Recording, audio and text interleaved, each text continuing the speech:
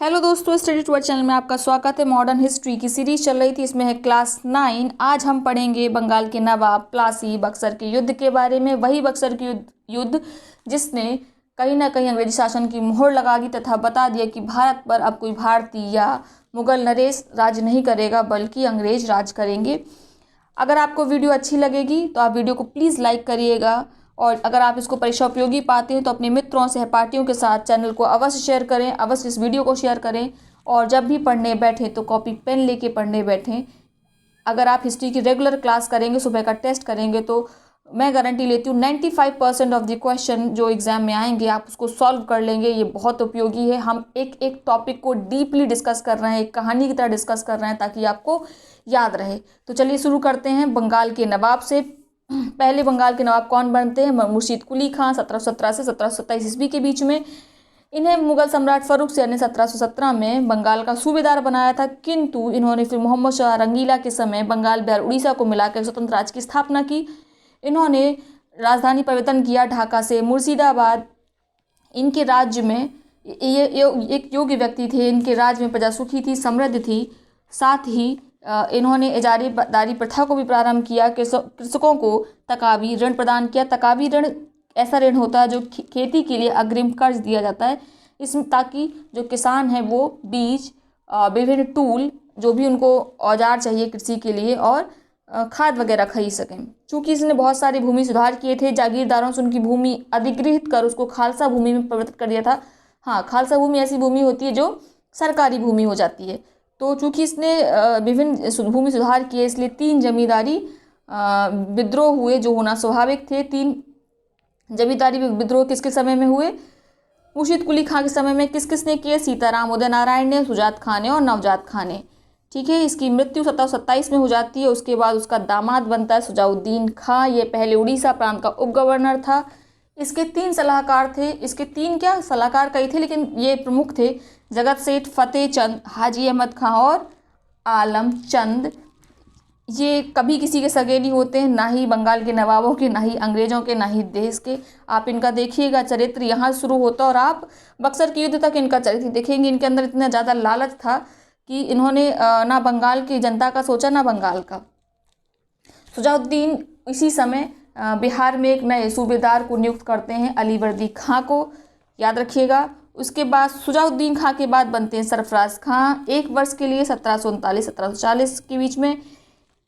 इसके शासनकाल में जो बिहार के सूबेदार थे, जिसे सुजाउद्दीन ने नियुक्त किया था अलीवर्दी खां को, उसने बगावत कर दी। 1740 में ग्रिया के युद्ध में सरफराज खां को मार गिराया और स्वयं को बंगाल का नवाब बनाया। ठीक है। इसमें अलीवर्दी खां का साथ दिया था उसी जगत सेठ ने, जिसके बारे में मैं अभी बात करी। ठीक है। तो आप देख रहे हैं, बात करते हैं अब अलीवर्दी खां की, क्योंकि अलीवर्दी खां ने, पहली बात इनका समय देख लीजिए कब से कब तक है, 1740 से ये 40 है, 1756 ईस्वी तक। इनका दूसरा नाम मिर्जा मोहम्मद खां भी है, क्योंकि इसने अवैधानिक तरीके से इस पद को हस्तगत किया था। अतः मुगल सम्राट मोहम्मद शाह रंगीला को घूस देकर, नजराना देकर अपने नवाब पद की स्वीकृति करा लेता है। ठीक है। अलीवर्दी खां केवल नाम मात्र के लिए मुगल सम्राट के अधीन था, जबकि उसने अपने शासनकाल में मुगलों को राजस्व या नजराना देना बिल्कुल बंद कर दिया था। इस समय बंगाल की इतनी ज़्यादा कहते हैं ना समृद्ध हुआ बंगाल, किसे भारत का स्वर्ग कहा जाने लगा। इसको याद रखिएगा, किसके शासनकाल में बंगाल को भारत का स्वर्ग कहा जाने लगा। इस समय क्या होता, उत्तर भारत में विभिन्न आक्रमण हो रहे थे, कभी मराठों के, कभी जाटों के, कभी अंग्रेजों के, लेकिन बंगाल में निपट शांति थी, कोई आक्रमण नहीं हो रहा था।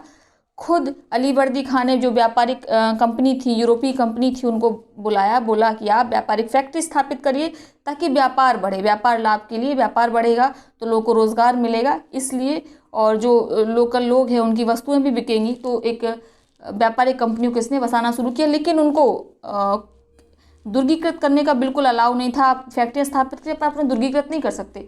तो किन चीज़ों का निर्यात शुरू हुआ वहाँ से?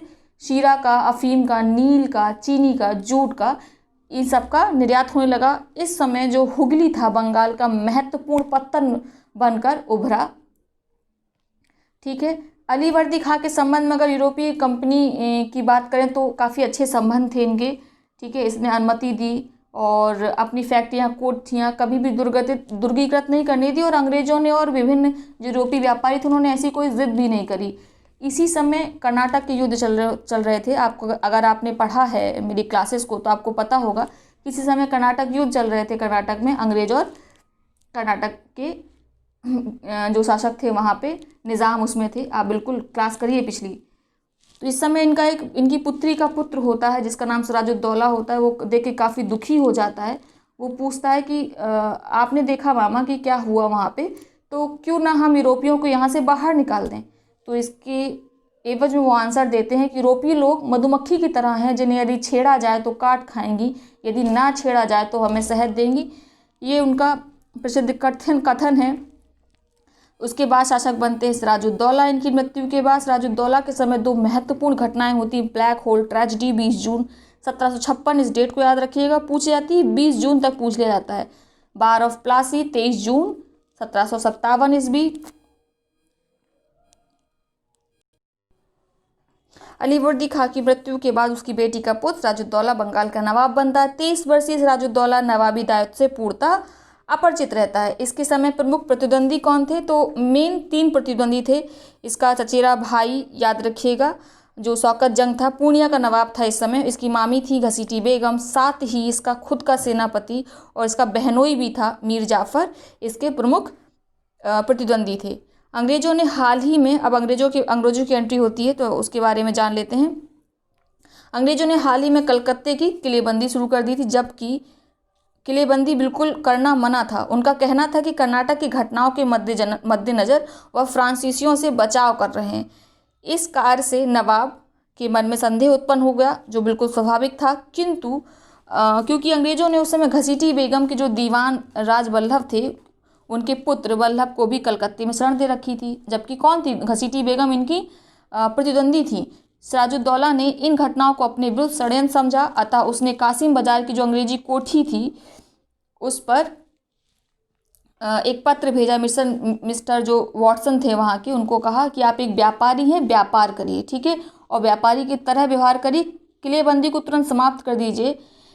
इसी आशय से एक पत्र वो कलकत्ते के गवर्नर मिस्टर ड्रेक होते हैं उनको भी भेजते हैं, परंतु इसका कोई परिणाम नहीं निकला। यद्यपि वह तत्काल ऐसा नहीं था कि सिराजुद्दौला बहुत सक्षम थे कि तुरंत कार्रवाई कर दें, इसलिए उन्होंने पत्र व्यवहार किया। मिस्टर वॉटसन को भी भेजा, ठीक है, जो कहाँ के कासिम बाजार की कोठी में काम कर रहे थे। साथ में जो कलकत्ता के गवर्नर थे मिस्टर ड्रेक, उनको भी एक पत्र भेजा। क्योंकि सिराज के अपने ही घर में ही बहुत शत्रु थे, तो वो चाहता था कि पहले हम क्या करें, घर के शत्रुओं को खत्म करें, इसके बाद बाहर के शत्रुओं को देखा जाएगा।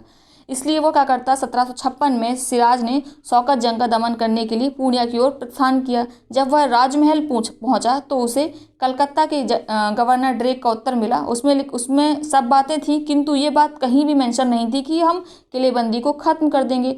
नवाब को बड़ा गुस्सा आ जाता है। वो जो कहाँ वो जा रहे थे शौकत जंग से निपटने के लिए, वो तुरंत अपना अभियान बदल लेते हैं और अंग्रेजों के विरुद्ध आक्रमण करने के उद्देश्य से मुर्शिदाबाद लौट आते हैं।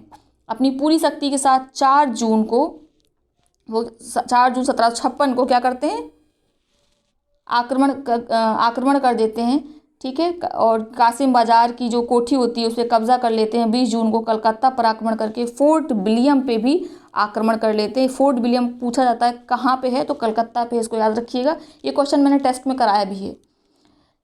तो जो गवर्नर ड्रेक होते हैं वो अपने सेनापति सहित यहाँ से भाग जाते हैं। भागकर कहाँ जाते हैं, फुल्टा द्वीप पर। सिराज ने 1756 में वापस कहाँ जाते हैं, पूर्णिया के नवाब शौकत जंग को परास्त करते हैं। जो शौकत जंग और सिराजुद्दौला के बीच जो युद्ध हुआ उसे मनिहारी का युद्ध बोलते हैं, 1756 में हुआ था।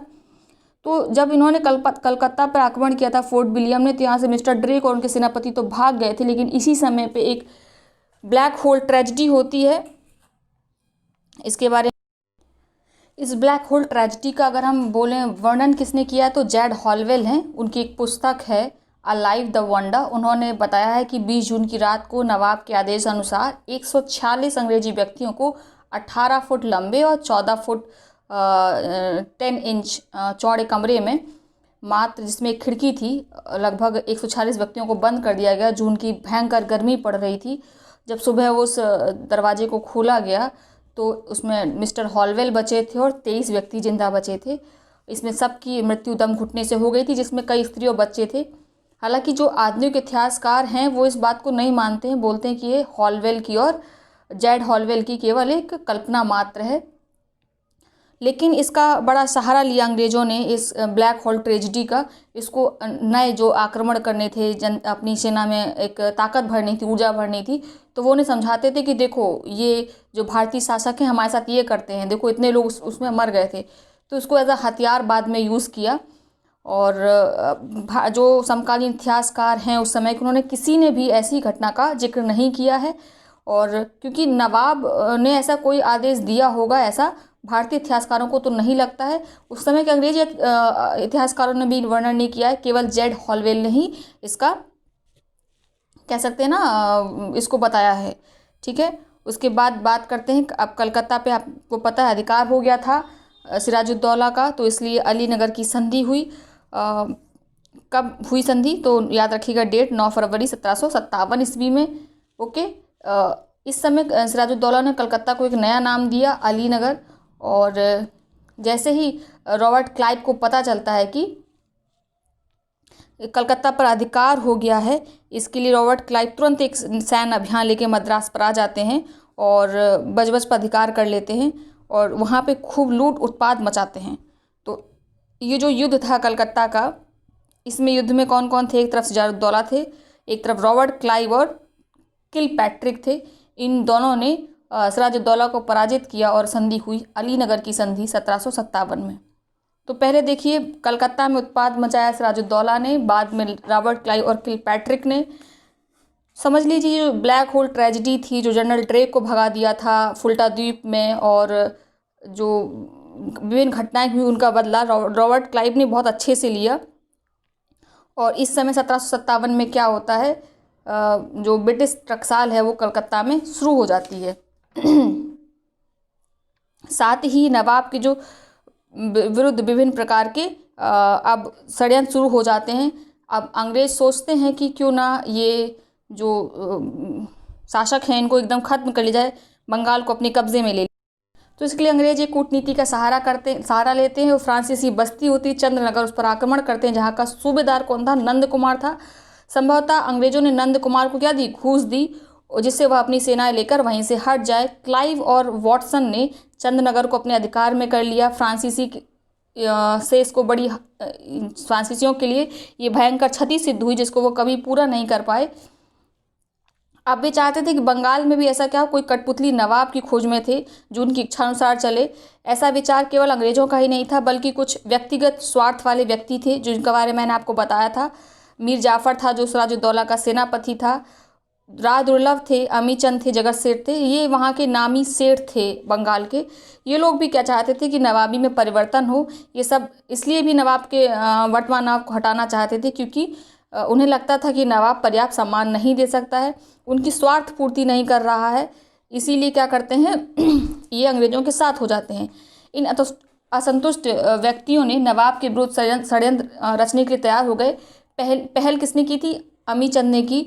इसे कह सकते हैं ना, ये नेता था षड्यंत्रकारियों का। इन दोनों पक्षों के बीच यानी कि अंग्रेज और मीर जाफ़र, राय दुर्लभ, अमीचंद और फतेह चंद के ये दो पक्ष हो गए। ठीक है, एक संधि हुई, मीर जाफ़र को नवाब बनाया जाएगा ऐसा तय हुआ।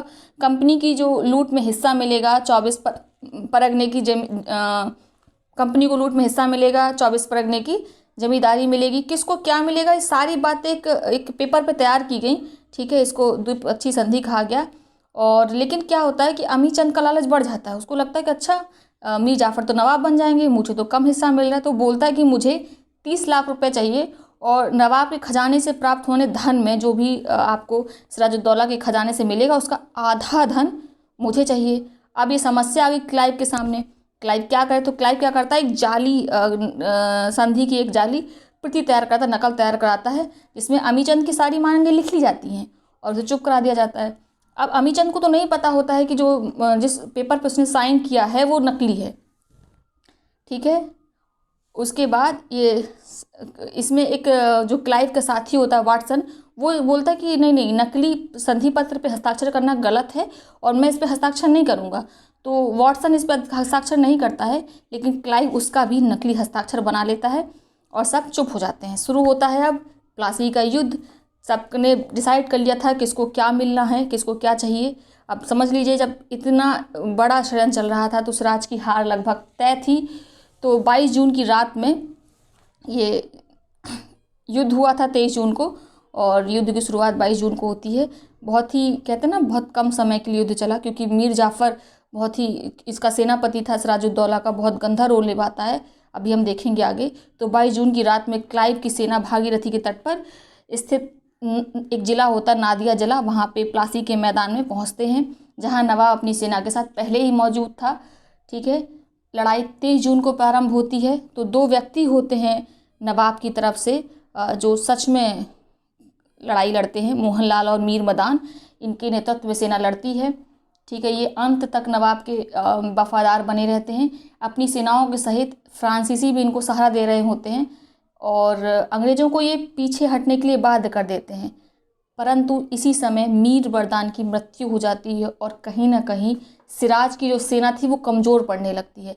अब सिराज सोचता है क्या करना चाहिए, तो जो मीर जाफ़र होता है यहाँ पे एक कूटनीति खेलता है, बोलता है कि देखिए हम तो जीत ही रहे हैं, आप एक काम करिए, आप मुर्शिदाबाद वापस चले जाइए और जो रहा कहा युद्ध बचा सचा युद्ध है इसको मैं जीत के वापस आऊँगा और मैं बिल्कुल युद्ध को संभाल लूँगा।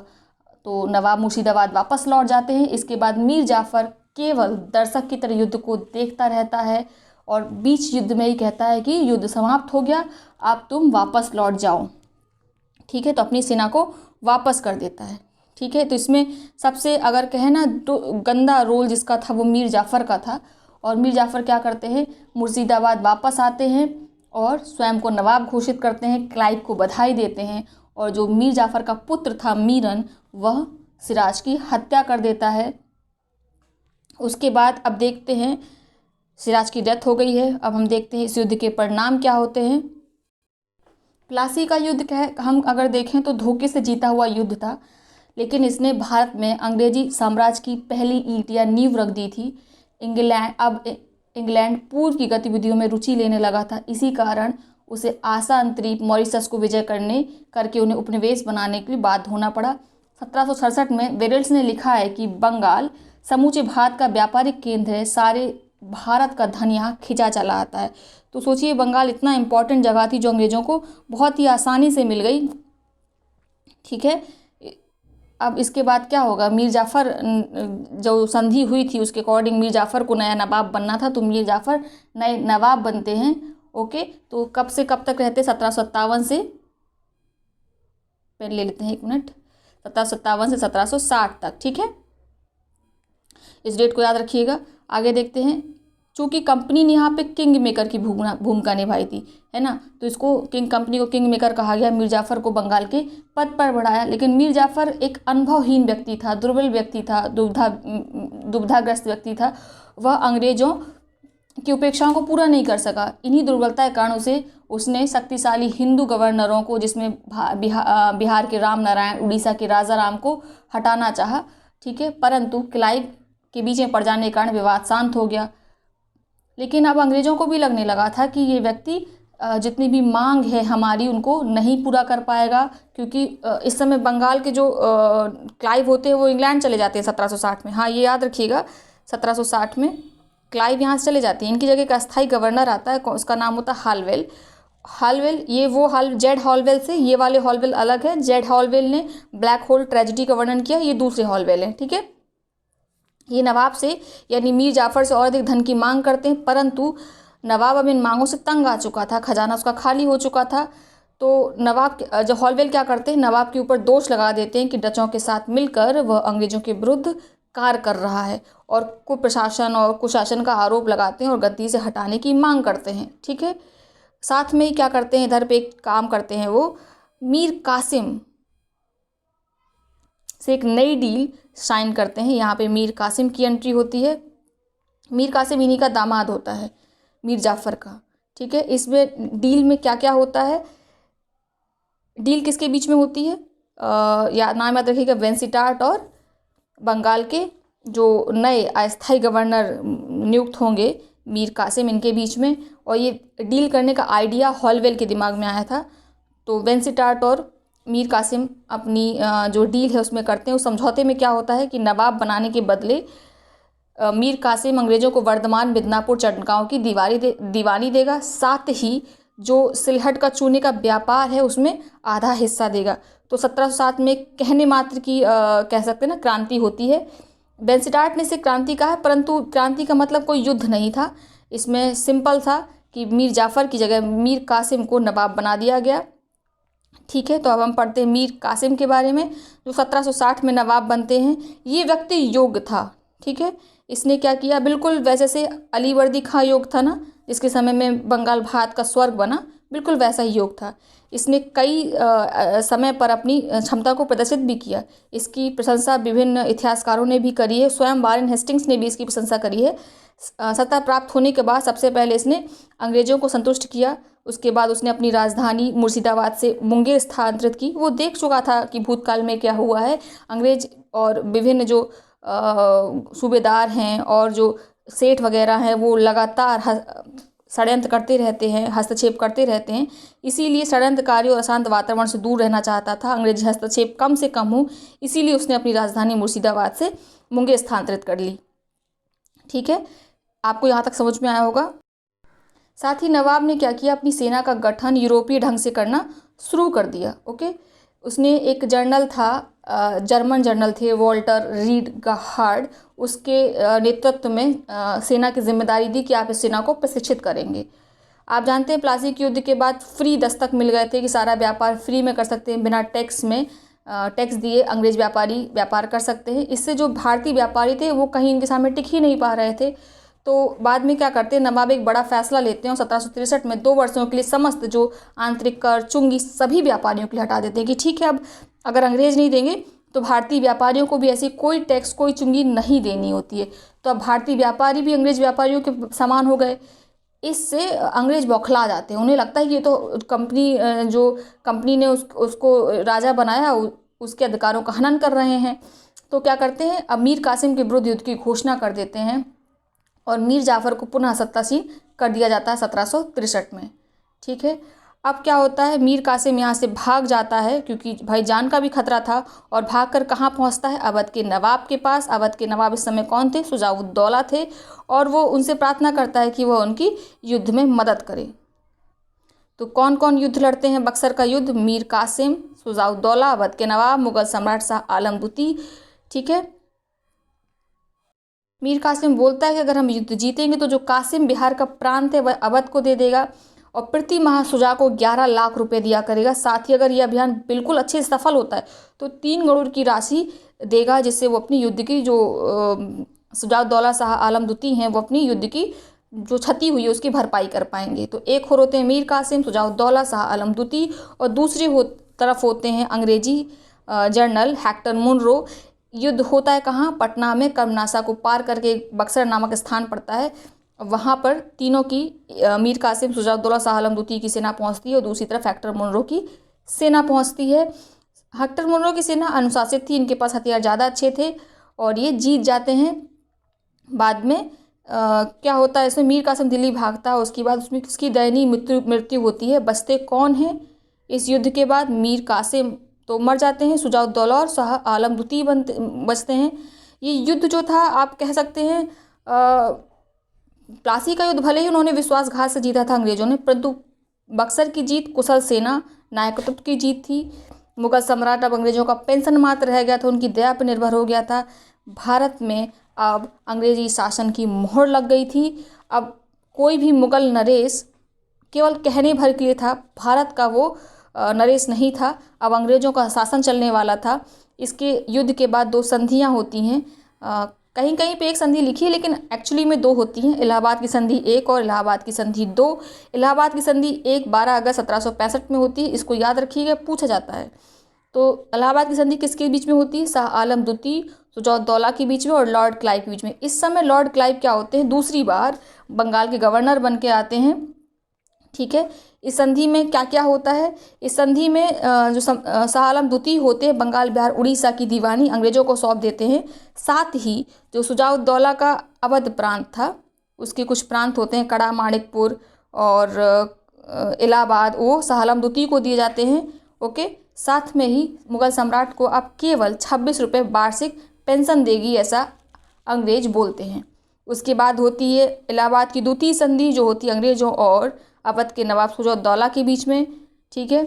इसमें क्या होता है, यदि कंपनी बोलती है यदि कंपनी अपनी सेना अवध के नवाब को देगी तो उसे सैन्य खर्च अवध के नवाब देंगे, परंतु यदि कंपनी की सेना का सहयोग का उपयोग करेगी तो खर्च कंपनी वहन नहीं करेगी, और अगर कंपनी अवध के नवाब की सेना का प्रयोग करेगी तो अवध के नवाब को देखना है, आप अपनी सेना का खर्च दें ना दें। तो आप देख रहे हैं कितनी ज़्यादा होशियारी यहाँ पे अंग्रेज कर रहे थे। और शुजा-उद-दौला को कंपनी को 50 लाख रुपया शुद्ध हर्जाने के तौर पर देना था, कंपनी उसके राज्य मुक्त व्यापार करेगी, ये सब बातें होती हैं। तो यहाँ से देखिए बिल्कुल परास्त कर दिया था हर तरीके से, इकोनॉमिकली और राजनीतिक तौर पर तो अंग्रेज़ों का प्रभुत्व दिख ही रहा है। इसके बाद बनते हैं अगले नवाब, जो खाली कहने भर के लिए नवाब होते हैं, ओके। नजमुद्दौला बनते हैं अंग्रेज़ों के संरक्षण में। उसके बाद सैफ-उद-दौला बनते हैं, 1770 तक रहते हैं। ये याद रखिएगा, सबसे ज़्यादा ज़रूरी है मुबारक-उद-दौला, क्योंकि ये आखिरी नवाब होते हैं। यहाँ से बंगाल की नवाबी का अंत हो जाता है। यहाँ पे वारेन हेस्टिंग्स घोषणा करते हैं कि अब नवाबी का अंत हो गया है, क्योंकि और 1775 में इसके लिए कलकत्ता के सुप्रीम कोर्ट में केस भी चलता है, वहाँ पे भी यही पुष्टि होती है कि अब नवाब के पद को ख़त्म कर दिया जाए। इसीलिए यहाँ से ख़त्म हो जाता है बंगाल का शासन। तो इनको एक नाम दिया गया मुबारक-उद-दौला को, फैंटम या बेताल, ठीक है, इसको याद रखिएगा। बंगाल में द्वैध शासन चालू हो जाता है। द्वैध शासन कौन लगाते हैं, लॉर्ड क्लाइव लगाते हैं। आपको पता है 1765 में क्लाइव दोबारा अंग्रेजी कंपनी गवर्नर बन के आए थे, जब बक्सर का युद्ध हो चुका 1765 में। इलाहाबाद की संधि कौन करते हैं, प्रथम संधि लॉर्ड क्लाइव ही करते हैं। तो बंगाल में द्वैध शासन होता क्या है, अगर आप इसको समझना चाहें तो इसको मैं हल्का समझा देती हूँ। द्वैध शासन का मतलब क्या है, देखिए दो तरह के काम होते हैं, काम होते हैं दीवानी, एक होते हैं निज़ामत, ठीक है।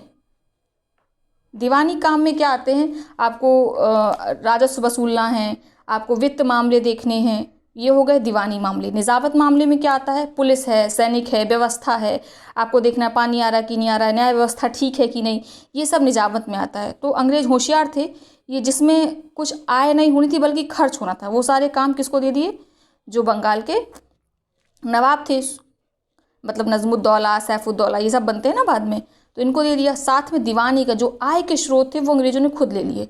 ये बड़ा गड़बड़ सिद्ध होता है, ये इसे बोल सकते हैं ना कि ये विनाशकारी सिद्ध होता है बंगाल के लिए, ठीक है। अंग्रेजों ने दीवानी कार अपने हाथों में ले लिए और निज़ामत नवाबों के हाथ में रह गई, और यही व्यवस्था क्या कहलाई, द्वैध शासन व्यवस्था कहलाई। इसके बारे में अगर और जाने तो कंपनी ने क्या किया था, दीवानी कार्य के लिए एक मोहम्मद रज़ा खां और बिहार में सिताब राय, उड़ीसा में दुर्लभ राय को नियुक्त किया था। कानून व्यवस्था और प्रशासन की स्थिति चरमरा गई, क्योंकि नवाब के पास जब इनकम के सोर्स नहीं है तो किस प्रकार से वो कानून और प्रशासन चला पाएगा, ठीक है। दीवानी लेकर जो दीवानी अधिकार थे वो अंग्रेजों ने ले लिए थे, तो उनका केवल दिमाग में एक ही उद्देश्य था, में शोषण करना है। तो जो बंगाल जो समृद्धि के लिए भारत में प्रसिद्ध था, उसकी उद्योगों की स्थिति चौपट हो जाती है, व्यापार वाणिज्य सभ्यता विनाश हो जाता है। कंपनी ने रेशम कपड़ा बुनकरों को जबरन काम करने के लिए बाध्य किया, जिससे अब जो बुनकर थे वो काम नहीं करना चाहते थे। समझ लीजिए कोई बुनकर है वो खेती करना चाहता है, तो लेकिन ये उनको परेशान करते थे, अंग्रेजी अफसर थे, उत्पीड़न करते थे। इसलिए बुनकर ने क्या किया, अपने अपने हाथ के अंगूठे काट लिए ताकि उन्हें ये जबरन रेशम कपड़े की बुनकरी ना करने पड़े। तो आप देख रहे हैं यहाँ से रेशम उद्योग भी बिल्कुल चौपट हो गया। किसानों ने भूमि संग्रह जो अधिकारी थे उनकी मनमानियाँ से वो परेशान थे, जबरन वसूली की जा रही थी। और बंगाल में 1770 में एक अकाल भी पड़ता है, ठीक है।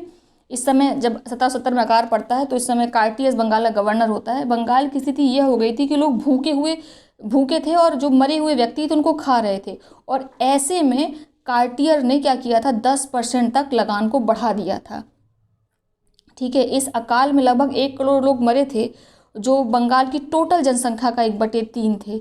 बहुत से लेखकों ने द्वैध शासन को बहुत गलत बताया है और जमकर आलोचना भी की है। इवन एक बहुत सारे अंग्रेजी जो इतिहासकार उन्होंने भी कहा है कि ये खुली और बेशर्म लूट थी। ये शब्द हैं पार्सिवल स्पीयर के, और के.एम. पडिक्कर ने भी कहा है, जो भारत के इतिहासकार हैं, इन्होंने लिखा है कि डाकुओं का राज था, ठीक है। तो जो क्लाइव का जो द्वैध शासन था पूरी तरीके से असफल हो गया था, उसने कुछ छुटपुट सुधार करने की कोशिश की। उसका पूरा उद्देश्य था कि ब्रिटेन जो है वो समृद्धशाली हो। इसीलिए उसने क्या किया, जो कंपनी के व्यक्ति थे उनके निजी व्यापार पर भी उसने रोक लगाने की कोशिश करी। और जिनको जो दोहरा भत्ता मिलता था कि आपको कंपनी सैलरी भी देगी, आप अपना पर्सनल व्यापार भी करो, तो उसने बिल्कुल रोक लगा दी। उसने कहा या तो आप व्यापार करिए या फिर आप अंग्रेजी सरकार से सैलरी लीजिए। तो इसलिए जो उसके अधिकारी होते हैं उनमें विद्रोह हो जाता है 1767 में, और इस विद्रोह को श्वेत विद्रोह कहा गया। लेकिन इन सब के बावजूद अगर हम देखें तो ब्रिटिश सरकार का भारत में वास्तविक संस्थापक अगर हम कहें तो लॉर्ड क्लाइव ही है। इसी कारण, एक्चुअली इसका नाम रॉबर्ट क्लाइव था, इसको लॉर्ड जो उपाधि मिली है वो इसी कारण मिली है, इसलिए बाद में इसको लॉर्ड क्लाइव कहा जाने लगा। बस क्लास में इतना ही। अगर आपको क्लास अच्छी लगी तो बहुत बहुत धन्यवाद।